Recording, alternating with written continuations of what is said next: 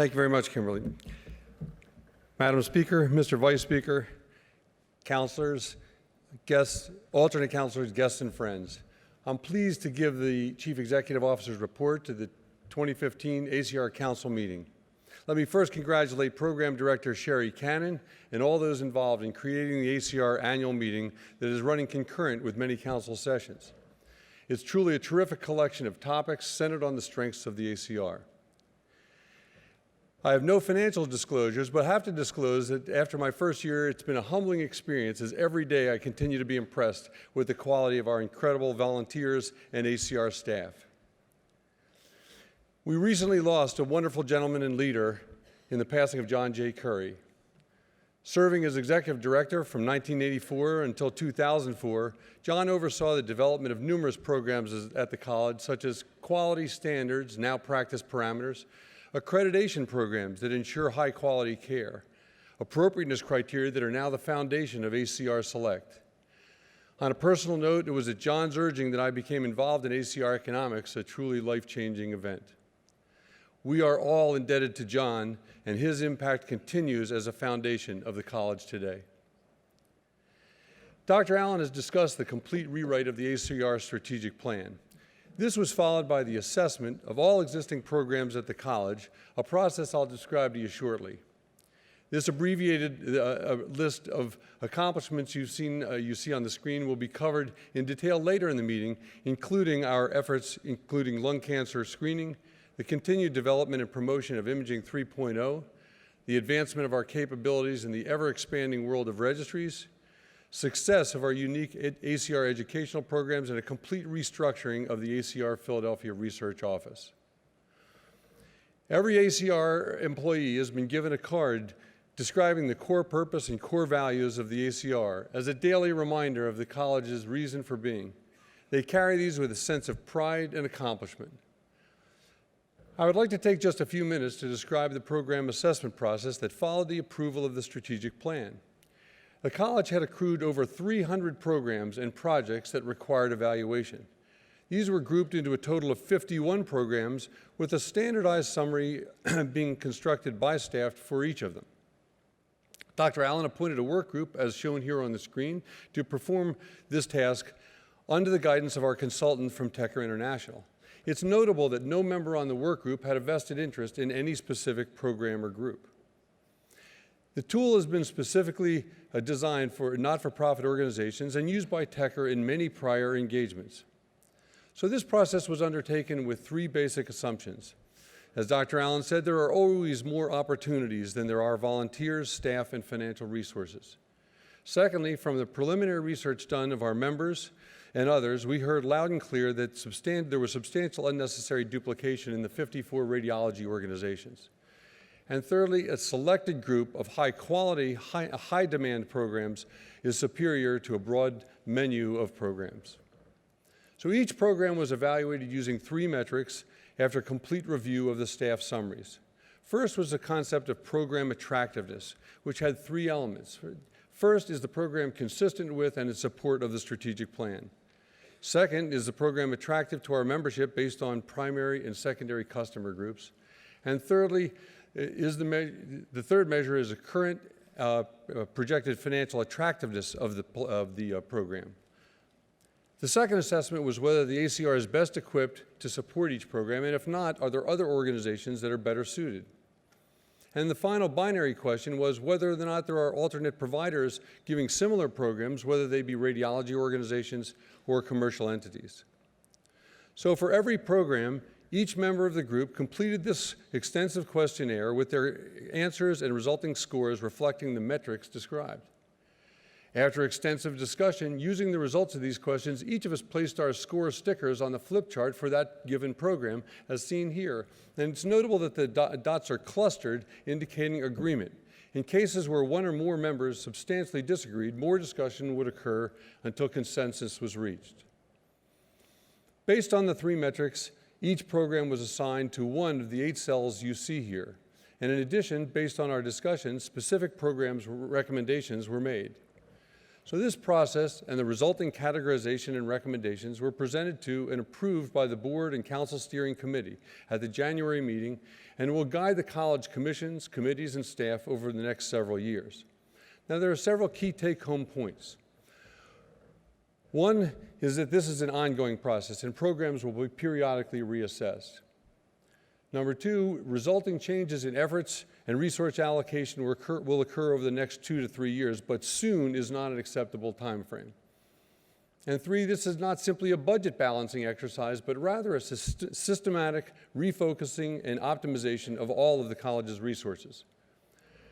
The final component of this assessment was to identify any gaps in services or programs identified in the environment scan research and determining whether such gaps would be best addressed by expanding an existing program or developing a new program. I'm reporting this process with some detail to assure the Council, and through your representation, our membership, that the ACR is acting as a responsible steward of both our profession and the members' dues dollars.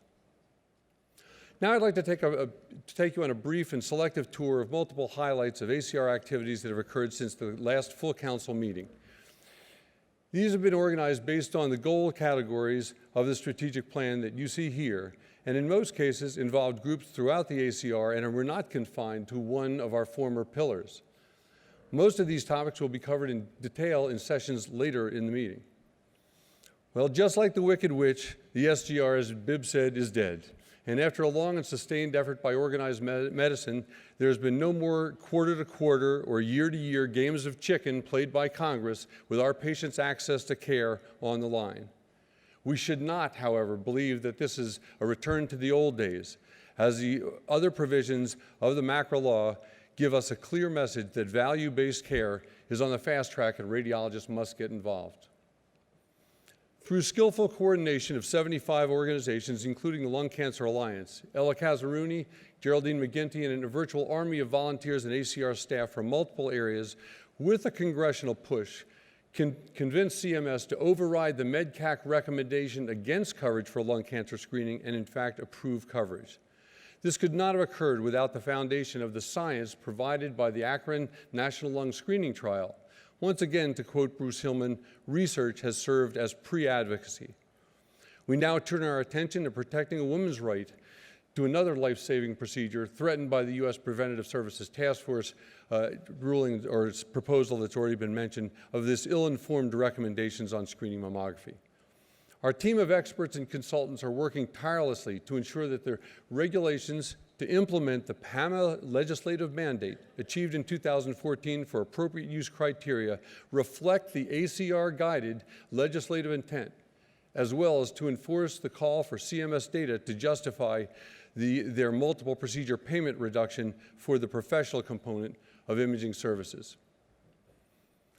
You've heard about the goal to advance membership value, with particular emphasis on our future through resident and fellow and young physician sections. In addition, the JACR and ACR Bulletin have been redesigned, including special issues and collections to empower members in dealing with the challenges of practice management and hospital relations. The unique ACR educational offerings, including the Ed Center and AIRP experiences, continue to improve and produce rave reviews. We want to continue to engage our members, supporting our volunteers at both the national and state levels. We are serving an ever more diverse patient population and want to attain a workforce that reflects that diversity. Leadership is a stated core value of our strategic plan, with no better demonstration than the Radiology Leadership Institute, judged the best radiologist training program in 2014. The critical role of leadership is seen throughout our professional organizations, and we are working together on complementary programs to ensure properly trained leaders for the future. Per Dr. Allen's slide on the stressed radiologist, the college is working diligently to assist you and all of our members in meeting the ever-increasing demands to comply with PQRS and MOC requirements.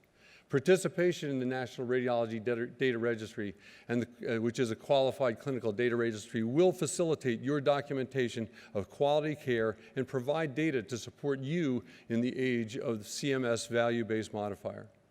We know that the patient must remain at the center of care, and the Imaging 3.0 strategy, supported by the numerous case studies written by many of you describing your successful experiences, has gained increased recognition both within and outside the world of radiology.